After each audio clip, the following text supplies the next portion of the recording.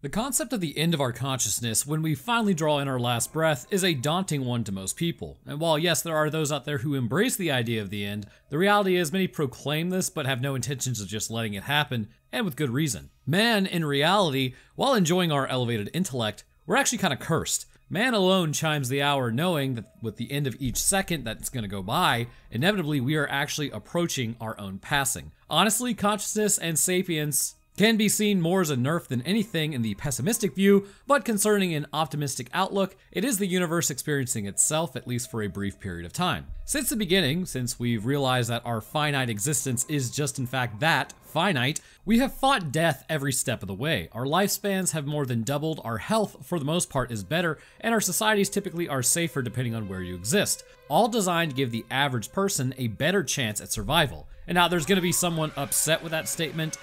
Try and go and survive in the woods for a week with nothing and then see how easy that is, and then come back to society and exist here for a week. Which do you prefer? Exactly, so stop being a nerd. But regardless, mankind's fight against the creeping void is something that we just don't really see ourselves truly overcoming. There are biological constants that must be secured if we are to survive, and should those fall into dysregulation, there is very little, usually nothing, that can be done. This constant must be saving the brain. Without a brain, your body can survive if direct intervention is conducted by other brains, but the individual is gone, usually permanently. As methods have gotten more refined, it has become more about slowing the toxic release of materials in the brain during the hypoxic event.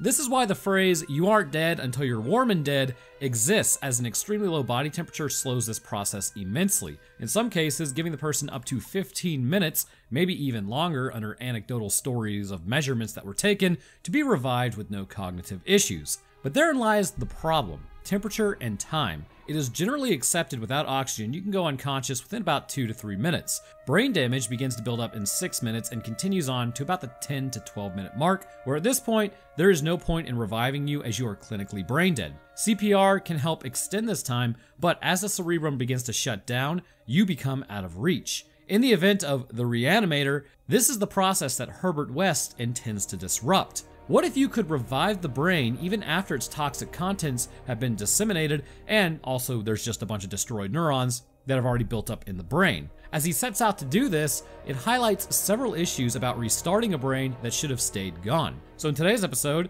let's take a look at the neurology of brain death, how this mystery fluid he creates may heal it in some ways but fails to do in others, and what actually is the feasibility of this repairing liquid. But as always, I want to thank you guys for watching. If you are enjoying this stuff, leaving a like is greatly appreciated because, well, YouTube's sort of screwing this channel to the wall currently, so it helps get it out of the slump. We're just gonna move on. Thanks for watching. So we kick off our story at some sort of hospital. As a Swedish man walks along the hallway with cops, a nurse is just totally losing it in said hallway. Coming to a door, they hear yelling inside. Dr. Gruber is freaking out on the other side of said door. Not the Herr Doctor, or maybe it's even Herr West. I see now only in this late hour, this is in fact German, not Swedish. Actually, correction, it is Swedish, as this is made known later. And as someone will also point out, it's me writing this now, so why not correct it when I can instead of drawing attention to it? Because what's the fun in that? Anyhow, as the cops then break in after hearing breaking glass on the other side of the door, they then see a man injecting the doctor with something, basically highlighter fluid. So he starts yelling about how his notes will get ruined.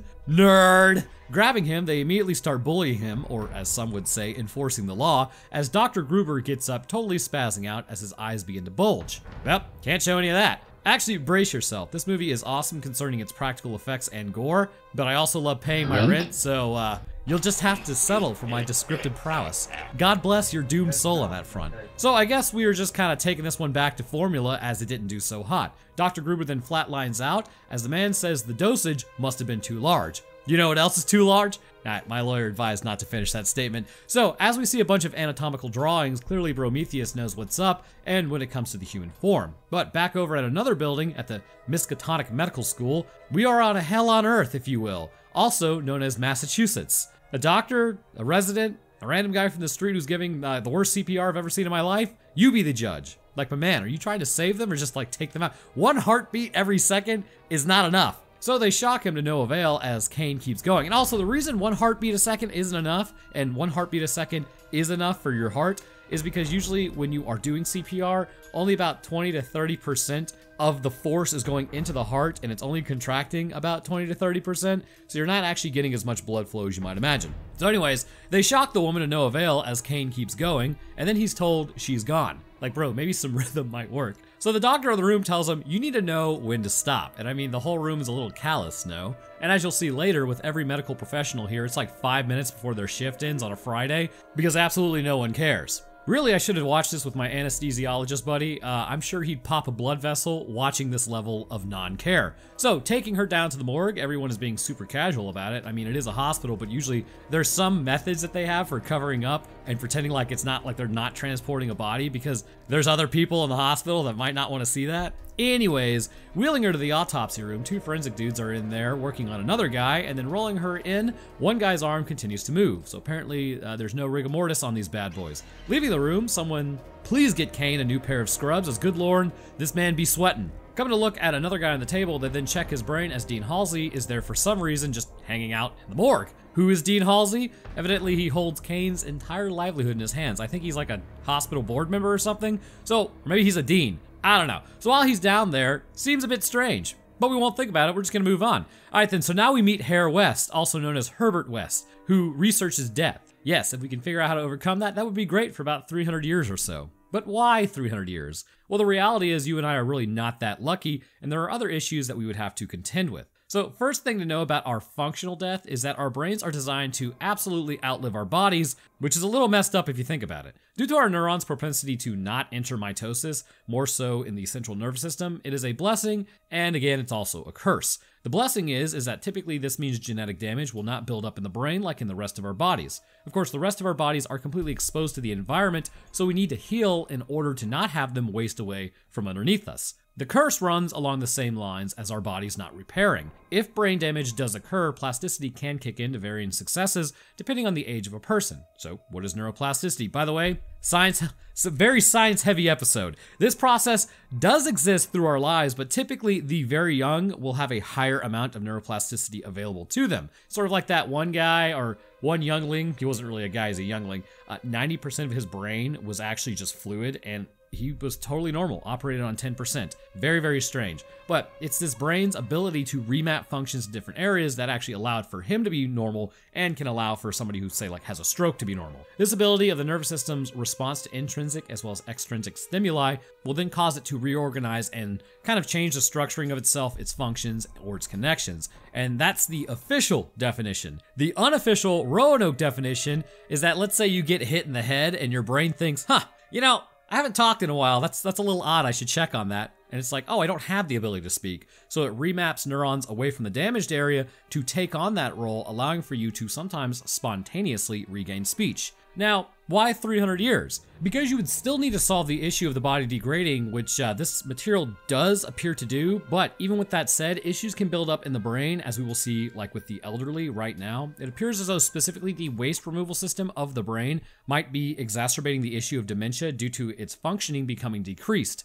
Now, the number one way to kind of keep that from going away is allegedly going to be exercise and proper sleep. Just something to think about as we all age. Anyhow, the other side of that 300-year belief is that regardless of how careful you are, or even if your body survives for that long through chemical intervention, or, you know, basically this highlighter fluid, something is going to catastrophically end you based on all the random chance encounters you have day to day. Obviously, some would still continue to clock out at 20 years old, but it's highly unlikely, even if humans were functionally immortal, that we would make it past this point. Then there's the whole question of how much information can the brain really take in. This one's just more of like, do you really want to be alive that long? Would you even remember the first 100 years of your life? Or like who you were with, like let's say you do survive 300 years, again, it's hypothesized that any person that survives that long, let's say we all did, most of us would check out before that point. So you really want to live like, I don't know, 200 years past all of your friends and family just to restart at like 100 years old. Like personally, I can barely remember what I was doing at 16, and that was a lifetime ago, now that I'm 32.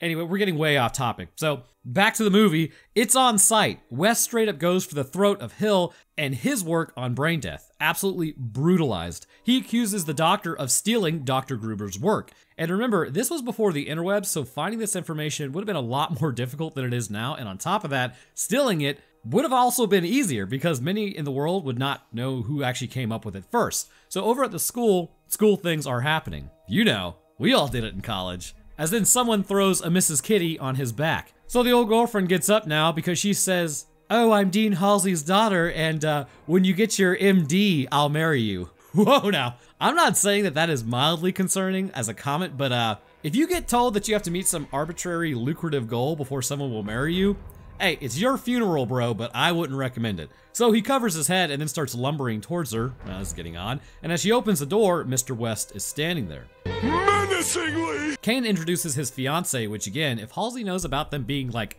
engaged, shouldn't he sort of like bow out of his adult daughter's life and decision making? Why am I arguing with a 39-year-old movie? So as West starts looking around, he asks if the building has a basement. Heading downstairs, this is evidently the perfect place for him. West then hands the $3.50 out of his pocket to Kane and says he's back from Switzerland as he left there because he learned all he could. Kane then takes the tree fitty, but it's about that time he notices this apparent medical student was an 8-story tall crustacean from the Proterozoic era. This had nothing to do with anything, I just wanted to add that. So the next day, the professor is giving a lesson on autopsies. Surely, there must be a better way to remove the scalp beyond this. Then again, I'm not well versed in removing scalps, so maybe that's the way to do it. But once the skull is visible, they then take the bone saw and start sawing the bone. And there you have it, the brain. West then breaks his pencil after hearing the brain death begins 6 to 12 minutes, and this is very troubling information to him. As Dr. Plagiarism continues, West then breaks another pencil, being a total weirdo. So it ends with the right proper domestic, as Dr. Steele says it's going to be a pleasure failing him. Pretty sure you can sue for that.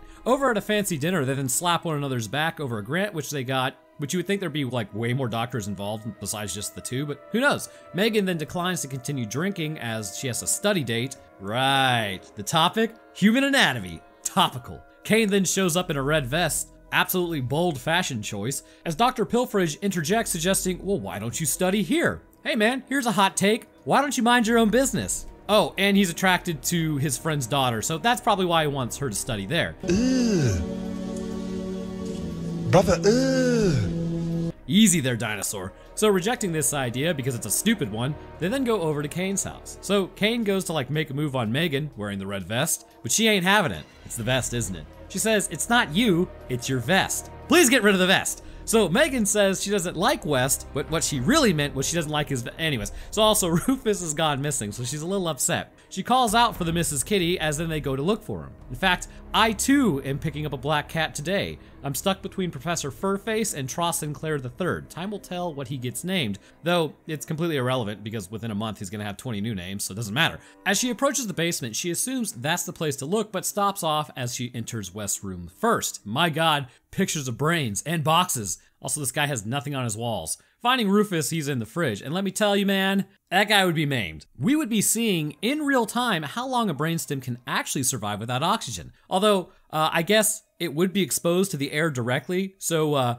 maybe it would be getting oxygen, but don't touch my cats, man. Like, that's a very real thing. So Wes then makes up a lie on the spot about saying what was I supposed to do? Write a note, cat dead, details later? Which, I mean, arguably, it did make me laugh and it does make sense. So Kane then grabs the green fluid as Wes threatens him. So despite Jeffrey Dahmer taking out felines in the house also, Kane decides not to kick the dude out and just kind of goes to bed for the night. And then later that night, Kane then hears a cat screech as he wakes up and grabs a bat. Heading outside of his room, he then heads to West's room, but he doesn't answer. Then heading into the basement, for some reason he immediately falls down the stairs like a huge nerd or like a newborn giraffe, as the cat has now begun attacking West. So as the demonic meowing continues, which is literally in the subtitles, they lose track of it. It then jumps at Kane as then he yeets it into the wall. Turning to West, he starts laughing sinisterly. Again, great sign. So West now explains to Kane what the reagent does. Reading his notes, West says that he has conquered brain death. However, the reactions to the reagent have become more violent. West then asks Kane to help him in his research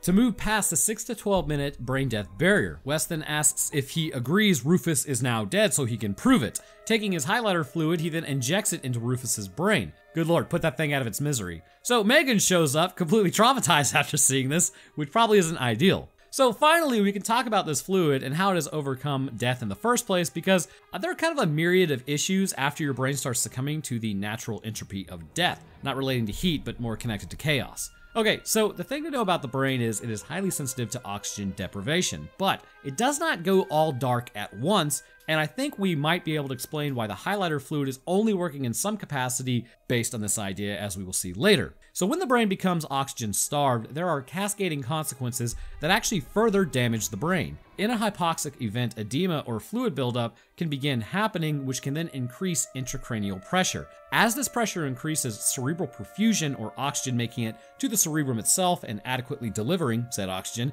begins to have issues. This in turn increases the edema, which in turn increases the intracranial pressure, which then becomes a runaway self-sustaining event. So stopping this process is critical to adequately perfusing the brain. But likely, you're not going to have anything on hand just by yourself that is going to be capable of achieving this. So as this issue persists, the neurons located in the first area of death in the brain will begin to release cytotoxic material that will cause others, potentially even stable neurons, to lyse and release their own cytotoxic materials into the surrounding area. As this problem continues, intracranial pressure continues to build, which can actually lead to a brain herniation in some instances, which is literally meaning that your brain will be pushed out of the foramen magnum, where the brainstem enters the skull. At this point, you are typically cooked. But with direct intervention, you can actually potentially survive it. Usually they remove parts of the skull in order to relieve the pressure, and if the pressure is not relieved, this will continue destroying neurons. But by this point, your heart and breathing have very likely ceased. As the cerebrum continues experiencing brain death, your brainstem would begin detecting the low levels of oxygen. There is actually something that has been, according to recent findings, that show the brainstem neurons seem to be more robust in their ability to resist oxygen deprivation, which does make sense. In comparison with the cerebrum, the brainstem controls many autonomic functions such as breathing and heart rate, so having these neurons be the last to go, the hope is for the meat suit that whatever the issue is can be overcome by keeping these neurons alive for just a little bit longer, pushing the heart and breathing to continue to hopefully keep the higher portions of the brain alive. In some cases, this works, but in a lot of cases, the results is something known as agonal breathing. Agonal breathing is something that confuses a lot of people. In fact, it has inspired a lot of changes within 911 phone calls concerning CPR, because before it was fully understood, people would call in, the operators were asking, hey, are they still breathing? And people would be like, yeah, they're still breathing. So CPR was not advised. However, agonal gasps, as they are known, is not considered breathing. The brainstem is detecting extremely low levels of oxygen, much less than what is needed to actually properly perfuse your brain so that it can function, and these gasps are indicative that your brain is not receiving any oxygen. Should you see someone doing this, which is basically gasping, you need to check their pulse. Typically, they will not have one. So then begin administering CPR immediately. So as the minutes pass, the problem concerning neuron loss through pressure and cytotoxic interaction continues to get worse. Eventually though, a tipping point will be reached. Too many neurons will be lost and the brain will no longer be able to recover, even if the heart is resuscitated. And this can take on many forms, like a coma with no chance of waking up, as consciousness has been completely disrupted through neuronal death. And in some cases, the person can wake back up, but they will be permanently altered by the oxygen deprivation and will need assistance for the rest of their life. However, what's extremely odd is sometimes those who hit this point will spontaneously recover years later after the connections are reformed with the remaining surviving neurons that are still functional, although this should not be expected. Brain death does not happen everywhere all at once, as some areas are actually still perfused, which I believe this is the idea that West was running with. Because of what we will see, he prefers to have more fresh testing subjects, as the ones who have been out too long appear to come back violent, which based on the injection location, drug perfusion, and time, does seem to make a lot of sense, which we will get to momentarily. It's actually pretty cool. But typically, due to ischemic issues, the areas most affected by lack of oxygen are the hemispheric lobes and the basal ganglia, followed by the pons, medulla oblongata, midbrain, and thalamus, which is also highly interesting, as these areas are said to hold the instincts of an animal, basically concerning, pons, medulla oblongata, midbrain, basically the lower part of the brain, not the hemispheric lobes. But back over at the hospital, Kane tells Megan's dad that West had brought an animal back to life.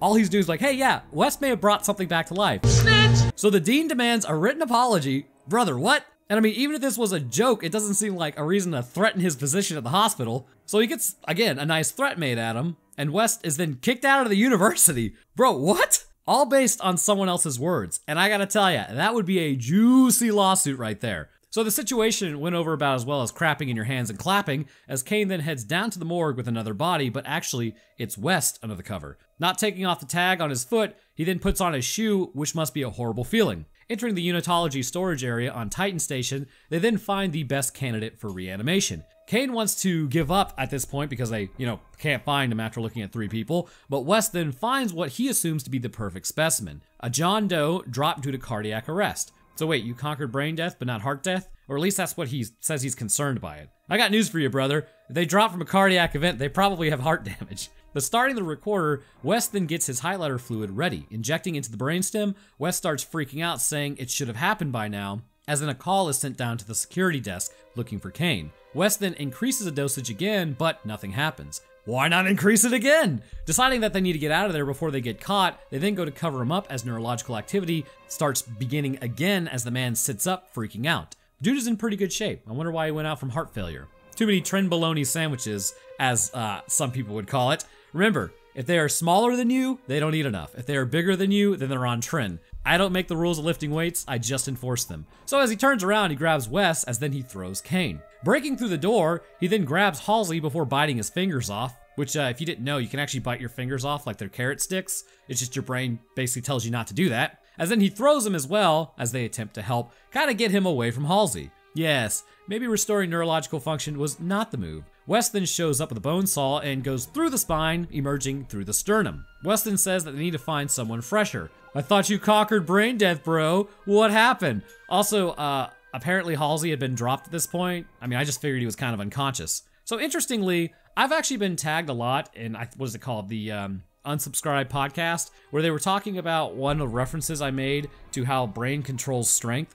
They called me a doctor. I'm just a scientist, I'm not a doctor. However, I will be going for my PhD at some point, but that's a little down the road. But let's discuss for a moment why exactly this dude had a complete Hulk out and what information this sheds on the limitations of the highlighter fluid. So this injection primarily appears to hit the brainstem first due to the injection site. Once reactivating the neurons, which we'll go over later on, this would begin the process of reanimating the heart as well. And once this has taken place, the circulatory function would be reestablished, meaning that the body would become oxygen reliant, as is natural with a normal human metabolism. And we see this later on with a ton of reanimated, as they're called. So as this process continues, areas of the brain in direct contact with the fluid would be reactivated. The cerebellum would come back online, so to speak, allowing for movement, but it would not be fine-tuned. The person would wake up completely confused and aggressive as instincts are reactivated, along with the lower portions of the brain such as fear, aggression, anger, along with vision associated with the occipital lobe in the back of the skull, and the temporal lobe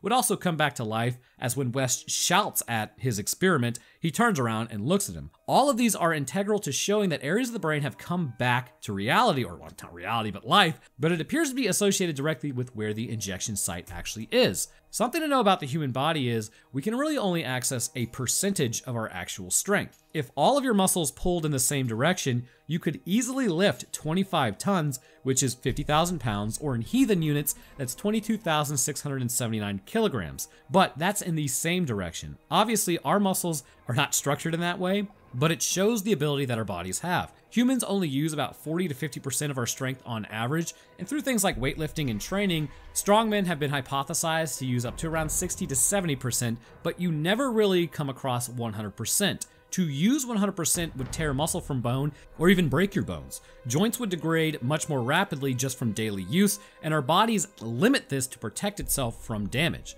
But this is based on a very critical area of the brain, which is known as the motor cortex. Now, your brain is kind of hilarious because it's just different pieces will be on like the opposite sides of each other, and that's what controls things. So the motor cortex location is absolutely amazing because, look, all I'm saying is all of the symptoms of a brain dead frontal lobe with the body still operating are here, which is, this was the 80s. It was very, very strange. Like, obviously, we had ideas about the brain, but I've always found it fascinating how science fiction will be made and then it'll become science fact later. So the motor cortex is located in the posterior precentral gyrus immediately anterior to the central sulcus. This cortex, while we typically think the cerebellum is going to control all of our movement, sits directly behind the frontal lobe. So what does this mean exactly? From what I can tell, as this injection happens, it ends up fixing the posterior portions of the brain first, but cannot make its way effectively to the anterior portions.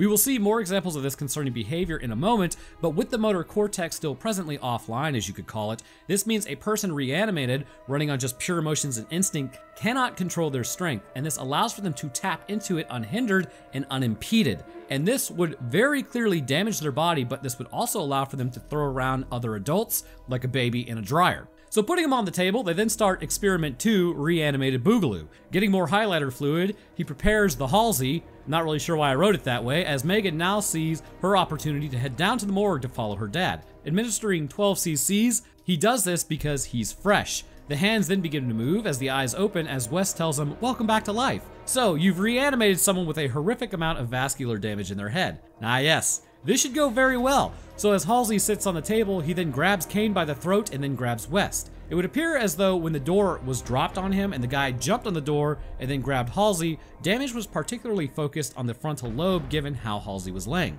And because of this, we can assume that the pressure instantly took out a multitude of neurons, and this was likely causing internal bleeding, creating even more damage in the short amount of time. This traumatic brain injury, or TBI, wrecked his frontal lobe to the point that he may as well have been gone for hours like the other reanimated. So as Halsey then hides in the corner, Meg is upset at what she has seen. I mean, she's seen her cat reanimated or looking really horrible, and now she's seen her father, and Halsey says to arrest them. So, at least his brain is somewhat functional, denoting that there is damage, but he's still in there. Kane at this point then falls on the ground freaking out as he's gone into shock, as West then takes the tape recorder from him. So in a padded room, Halsey is reanimated, but ain't having such a great time. And you may be asking, why? Don't lie, I know you are. So the thing to understand about the frontal lobe and the voice crack that I just had is in particular that it's highly important to basically making a human a human. Planning, emotional control, generalized thinking to understand something are all typically located in this area. However, it should be known that other parts of the brain are also associated. This emotional dysregulation is actually something that is well known concerning frontal lobe damage. A man by the name of Phineas Gage is typically who I look to explain this. Phineas Gage lived during the early to mid 1800s, and he was considered a pretty good leader, emotionally steadfast, and a problem solver. During one fateful day though, they were working on a railroad where a box of TNT went off prematurely, blasting an iron rod through the bottom of his mouth, through his brain, and out the top of his skull. Now, under normal circumstances, this was a 1 in a million shot because it didn't outright end him, and neither did the bleeding, but it had absolutely obliterated his left frontal lobe. His entire emotional demeanor would now change from here on out. No longer calm and reserved as he had been, instead he was subject to emotional outbursts frequently and seemed to almost not be able to control himself. This one event would further our understanding of the nature of brain damage and how we operate almost more than anything up until that point had. Now, something to note, however, is as time went on, Phineas would regain some of his control over his composure and become calmer due to neuroplasticity, but he would never really truly be what he was. Likely the duties were then heavily placed on the right frontal lobe instead. But with this damage, we can kind of parallel it to Halsey. While he was able to speak and make requests, he was overwhelmed by his emotions quite frequently, which would make him more aggressive. And this is actually not gonna take that much. I remember when I played football, there was a senior actually on the line. Big dude, had an undiagnosed concussion. He was pretty calm. Completely out of character for him one day. The coach told him to go for a certain opening in the line, and he just absolutely lost it. Threw his helmet at the coach, started yelling. Didn't know what was up, but as stated later on, it was found out that he was concussed in his frontal lobe, affecting his emotional control aspect. It's interesting to see firsthand how it happens, but it reminds me a lot of Halsey in terms of violence. So with the motor cortex not properly working and the frontal lobe out of commission, I believe specifically this is what is causing the reanimated to behave in such violent manners. So at this point, Dr. Thievery shows up and hits on Meg because, God, this guy sucks. He asked Meg to then sign a release so that he can perform exploratory surgery. He's convinced it's a neurological issue concerning anything that's going on. She finally relents and then lets him go ahead with the surgery, and he says, well, I want to look at the right frontal lobe specifically. She requests talking to her old man, but he tells her no. And then he hits her with the, you can come to me with your problems, or if you're lonely. Okay. So the doctor then smacks the wall because he just gets C-blocked by Halsey, as then the whole wall moves. If you look at it, it moves. Fantastic construction. So as Meg returns home, Kane waited for her, as then he says it was all West. He explains to her how it all went down and how he didn't really do anything about it. Bro, just spit it out.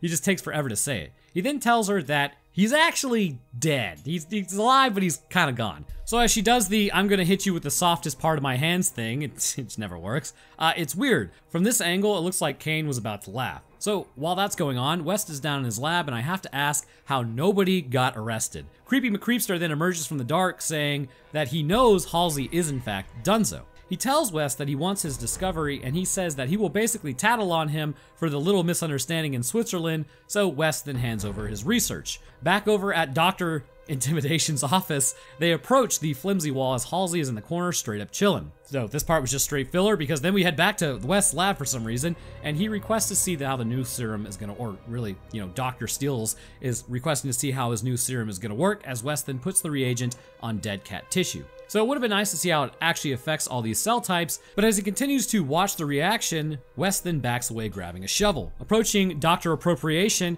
he takes the shovel to the head as West then takes off his head back to, factory pre-assembly with his body. Taking his head over to the container, he then goes to reanimate him because he hasn't tried whole parts yet. Injecting his brainstem and then his body, he goes to wake up the doctor. As his eyes open, he looks at him, and then somehow he starts talking. Pretty sure the larynx is totally destroyed, and there would be no way to move air over the vocal cords anyhow, but Dr. Larceny calls him a bastard, as then his body knocks West unconscious. So now we get to my favorite part. How does this actually work? Well, it's clear the brain repair is not the only thing the highlighter fluid is capable of. Because of this, the impact it has on all cells, we can assume that there is some sort of membrane repair functionality, potentially.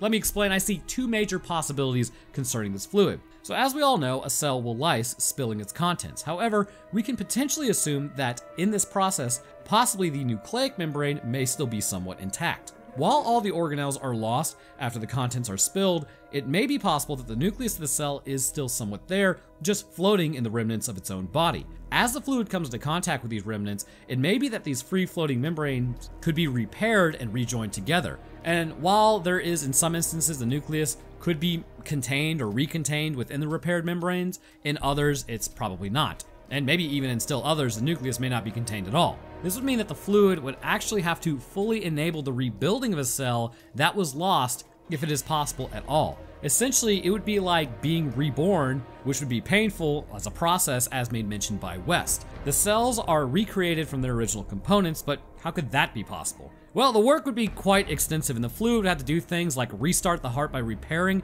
as well as like the neural tissue on a cellular level. Reforming the cells would be critical to any progress made, and as far as we know, this technology does not exist now. But it would involve piecing cells back together, repairing genetic breaks due to cytotoxic materials, and this may in fact work by triggering very specific portions of a genome. But what I think is the process really breaks away from repairing cells that are already destroyed and focuses more on the process of regeneration. Regenerations of cells in the human body is something that hypothetically could be possible. Within our genes are genes that we actually know of that if we were to turn on in sequences, we could potentially down the line regrow entire limbs. The problem is it would take the coordination of several genes that are switched off for a good reason, as once they're turned on, cancers could flourish in the likes that we've never seen. The same genes, for example, exist in lizards when they lose their tails. It may be that the highlighter fluid enters the cell, whether it be muscular, osseous, epithelial, neuronal, doesn't matter, and causes those cells to enter rapid mitosis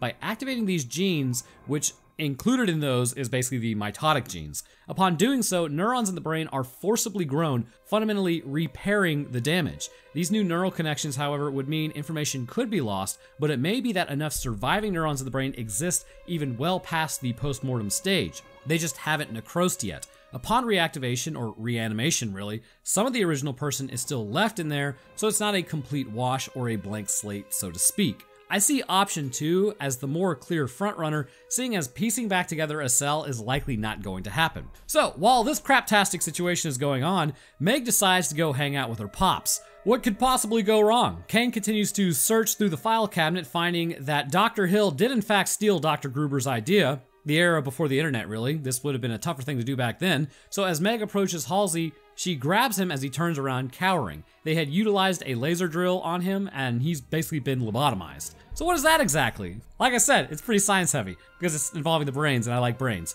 So essentially, We've discussed it, but when talking about Phineas, it was shown that he had a decrease in control or reduced inhibition, but the frontal lobe is completely severed in a lobotomy from the rest of the brain, and this makes people more susceptible to suggestions of others, as well as showing a marked decrease in their own initiative. Basically, without your frontal lobe, your demeanor is much more subdued, and your suggestibility is off the charts. It's criminal to think that we would hand these things out in the 30s like they were going out of style, and were even used as a threat in some instances. A lot of people forever altered, and a lot of douchebags that needed their medical license taken away. But Wes then wakes up in his lab, and many a night in a lab having had this happen. I mean, actually just kidding. I slept in the parking lot like an actual scientist. Again, we aren't animals. Anyways, all of Wes' research and equipment are gone. Wes then tells Kane that Dr. Hustle took his notes. Kane tells Wes about the weird file that he found on Meg, apparently. And while that's happening, Dr. Heist's body is just casually moving around in the world with nobody the wiser. Of course. Yes, makes sense. So getting back to his office, his body then gives his head another injection of the good stuff, waking him back up. Interestingly, the movement of the body is being more related to the spinal cord, obviously, which is maybe not too outlandish, but it would have actually been outlandish back then. This is, again, science fiction into science fact. Recently, like really recently, it was discovered that the spinal cord's purpose isn't just to behave like a bridge from the brain, which we should have probably guessed that considering we have a spinal arc. Oh, what's the spinal arc? Basically, have you ever burned your hand and then moved it away before you even felt it? That was because your spine made a determination that you were damaging yourself, and as a result, moved your hand away without the brain's permission in order to save you from further damage. But when it comes to movement, one such example of like the brain not really possibly being the end-all be-all for walking was a man who had actually paralyzed himself. They attached a spinal stimulator to an area below where it was severed in his lumbar area, and then told him to think about moving his foot. For the first time in a long time, he was able to do it. Because the severing was complete, this indicates that the brain may work in a way and then send a signal to the spinal cord, and then the spinal cord responds by moving. If the spinal stimulator is attached and thinking about moving your foot can do it, then that means we also think with our spine, even if it's disconnected from the rest of the brain, which, I mean, at this point, maybe we really are just thinking with all of our nerves, like our hand nerves help us think too. We really, as a species, like to try and solidify one area concerning our bodies as like, okay, this is where everything comes from. But as we learn more about anatomy or our own anatomy, it's becoming clear we are one organism, we just have different jobs concerning our body. Spitballing this idea, but maybe that's why muscle memory works so well. Our neurons are actually thinking about what to do in our arms and legs, which is why we can throw things so easily. Possibly proprioception, likely playing a huge role in that. And proprioception, if you aren't aware of what that is, basically it's your body's understanding of where you are in space, most easily identified as such. So close your eyes, put your hands out, now touch one finger to the other on the opposite hand. You see how you're able to do that even though your eyes are closed? Your body knows exactly where you are and what position you're in at all times. And this communication between several different types of nervous tissue is truly fascinating. So his body gives him some fresh blood so he can get oxygen because that would be pumping. Right. See, this is the major issue. In real life, he could not talk, even if his cells were repaired, and no air would be getting over his vocal cords, and blood would not be perfusing through his brain as nothing is there to pump it in. So as his body then grabs his head, he approaches the flimsy wall. Calling out to Halsey, he gets up as he's still under the control of Dr. Lutz-a-lot due to his recent freeing from his frontal lobe. Looking at himself, he then sees Dr. Ripoff behind the glass as he tells him it's time for him to come out. Back at the hospital, Dr. Swindle's body approaches a security guard who doesn't even look at him for a second. Nice securing, bro. Opening the bag and then releasing his head, his body then heads, or I guess I should say his body headless over, oh god, no need to thank me on that one. Over at the meat suit room, he then pulls one of the bodies out. Kane then goes over to Meg's house and hugs her, as then he says, well, I was just worried about you. Bro, you are fumbling this whole thing. So Meg then tells him to kick rocks with no socks. Whoa, that didn't go over well. So then he hits her with, no, maybe you should. But somehow that works. But then they are immediately C-blocked by Halsey. Standard father interaction. See, that's why dads are actually important. Halsey then knocks out Kane, and then goes after Meg. So while that crap is happening, Dr. Piracy's body is using a laser on another body before being sent to open the door. Wait, there's a back way in this whole time? Why is everybody freaking out about exiting one air? Okay, anyways, Halsey then shows up with Meg as he sets her down on the table. Well, I can't show you any of this without some sort of covering for specific points, as then Hill's body straps her to the table and he starts having a moment in the container. Later, Kane is woken up by Wes, And then things start getting real weird over at the hospital. Meg then wakes up and screams, seeing Dr. Steelgood in a container next to her as he starts laughing. So he starts hitting on Meg, as one does, and it gets a little uncomfortable. Who suggested this? So her old man is just sort of watching it happen, even weirder, as Wes shows up before things get even worse,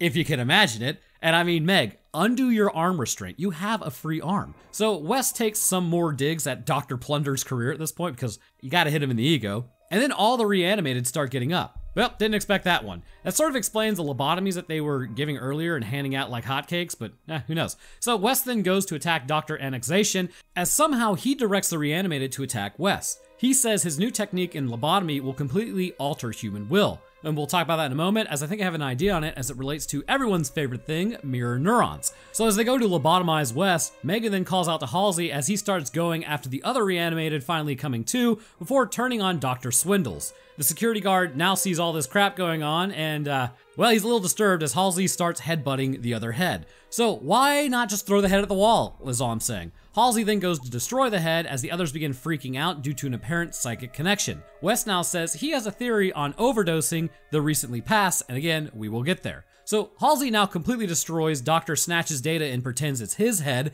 as the overdose appears to cause organs to now develop consciousness of their own. Of course, the gut brain is a thing. So what might this be? Well, let's find out. This sort of relates back to the idea of what neurons are in control and what aren't. The concept of the spine actually choosing certain actions might sound strange, but the gut brain is another bit of an enigma. Kinda sounds like ChatGPT right now, doesn't it? Well, the enigmatic nature of this enigma is enigmaing. Alright, this is getting kind of stupid. So essentially, the collection of neurons in your stomach is as such that potentially it's going to influence your brain. The amount of smooth muscle coordination amongst other functions necessitates for the existence of around 100 million nerve cells all talking to your brain. But what does that mean? Well, many ideas have started to form around the idea of, take something like depression, for instance. This might be heavily influenced by your nutrition levels. Essentially, let's say you aren't getting enough nutrients. The bacteria actually in your stomach will become upset, and I'm kind of using like personification here, but it is what it is. But this will impact the nerves, and they will report in such a way that will have an impact on your brain, making you depressed. We know that migraines associated with nerves, like in the brain, are the big ones, right? But you can actually get stomach migraines. And this can lead to intestinal issues as well. Again, our body is interconnected in ways that we are only just now beginning to learn. It's absolutely wild. But with this many nerve cells, it may be that regeneration of the nerves that are already there in Dr. Extortion's body have reached a point where consciousness was reached and the intestines became independent organisms, utilizing the smooth muscle that they are to attack, which helps to explain the psychic connection here in a moment. So as formaldehyde is dropped, the reanimated begin choking, which again seems to imply that they need to breathe. They then gang up on Halsey as they tear him apart, as Wes then throws Kane his notes, because he's being held down in the chemical fog by a large intestine. That has got to smell absolutely atrocious. So Kane and Megan go to escape as a naked dude then goes after Kane, with Megan doing very little to help. She's standing there, doing nothing. Getting to the elevator, I'll tell you, everyone is showing up to the party. The burn victim has made the scene as he starts choking Megan. I mean, why help? She didn't help you, but Kane then goes after him with an axe, releasing Megan, who has succumbed to just a few seconds of being choked. Like, bro, just get her going. It's not that hard. Like, obviously, if her heart is stopped, it's a little more difficult, but give her some air. But I guess this would require you to learn CPR. So, running her upstairs, getting her to a table, everyone is super slow moving. This is not how it actually works. Don't worry, guys. I'm sure time isn't a pressing matter. So, Kane then, like, goes to shock her once, then immediately turns to CPR. Like, bro, that's way too slow for CPR. So the doctor, after, like, just a few seconds of him trying, it's like, let her go. Give her back to God. No way, bro. Keep going. So he has a nice cry about it as the entire family just got nuked from orbit. Goodbye, bloodline, I suppose. Like, really, the doctors and nurses gave up inside of 2 minutes and they weren't even done. The person bagging her was the only one doing anything else besides Kane. So Kane then kisses her before he has a really stupid idea. I'll simply reanimate her because it's been going quite well so far. Injecting her brainstem, you can actually see her pulse in her neck when she's moving and she's alive, but thus concludes Re-Animator, except at the very end where we hear her scream because she was officially brought back to the land of the living. So my final point that I want to talk about is the psychic connection, because human will was tracked down to the frontal lobe. This would be integral to this connection. As the frontal lobe was removed from the equation, you can kind of think the Re-Animated as clean slates. these clean slates would be highly susceptible to any suggestion that you might want to make, and with the addition of mirror neurons that may have been regenerated or created more, I believe this is how this control is maintained. Alright, so prepare yourself because as per usual, kinda gets out there. Mirror neurons are quite the interesting piece of nervous tissue. Detecting micro-expressions in the faces of others, their role is to determine potentially if someone is lying to you or what their intentions might be. Sort of like a social aspect to it. But they also existed to interpret information in very small ways, such as maybe a pair of eyes from a lion stalking you from the brush. While your brain at large didn't see that line, you will feel uneasy as your mirror neurons detected a pattern and it's causing you to perk up and look around to hopefully spot it in time. But what's interesting is the mirror neuron's propensity to potentially show maybe, possibly, psychic propensities or at least very early signs of it in humanity. For instance, a study was conducted where a person was put next to a quantum random number generator and they were told to think of a number. That number would actually show up more often than others. In other tests that they did, like remember in Ghostbusters where the participants were told to try to figure out what the card was when the tester held it up? Dr. Venkman, I believe. That was actually a real test. And they found those that guessed it right more often than not had significant activation in areas associated with mirror neurons. Hell, there's even declassified CIA documents where people were able to map out Russian installations during the Cold War through astral projection, which arguably is supposed to be a form of psychic ability. But the point is, these mirror neurons seem rather special. By being exposed to the highlighter fluid, it would seem entirely possible to me that these mirror neurons in Dr. Yoink's brain increase in numbers along with the reanimated. As a result, the Dr. Fraud is able to direct his will to those who are willless. This would be based on the natural electromagnetism that the brain produces as a field that mirror neurons also seem to be able to pick up and dispense themselves, and this allows for him to control them all. So the highlighter fluid, while amazing, seems to work under the principle of regeneration and reanimation of the body as the metabolism is jump-started. The best way around this issue of aggression would actually be to do like simultaneous injections in the frontal lobe,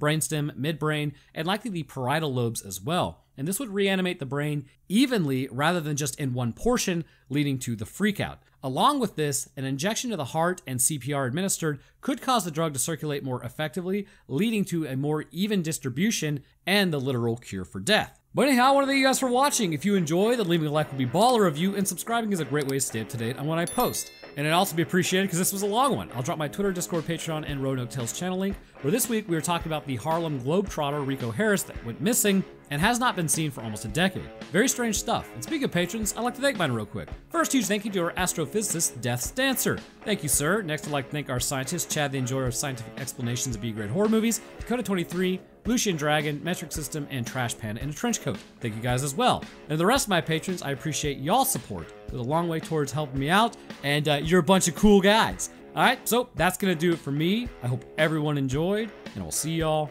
in the next one.